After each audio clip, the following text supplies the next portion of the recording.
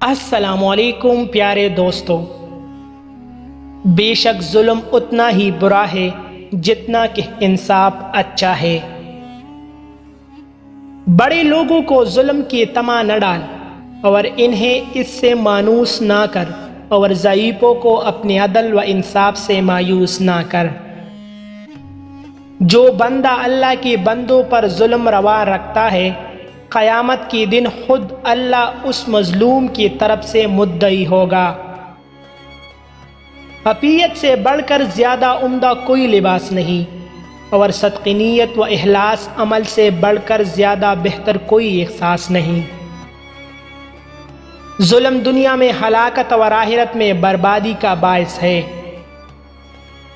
جو اپنے گرنے کا خوف رکھتا ہے وہ ظلم نہیں کرتا، اور جس کو آخرت کا یقین ہے وہ کسی سے عہد شکنی نہیں کرتا۔ ظلم و سرکشی کی سزا بہت جلد ملتی ہے، اور نیکی کا بدلہ بلا توقف حاصل ہوتا ہے۔ جو بندہ لوگوں کے ساتھ یا اللہ تعالیٰ کے ساتھ بدظنی رکھتا ہے، اس کے دل میں برے برے خیالات پیدا ہوتے ہیں۔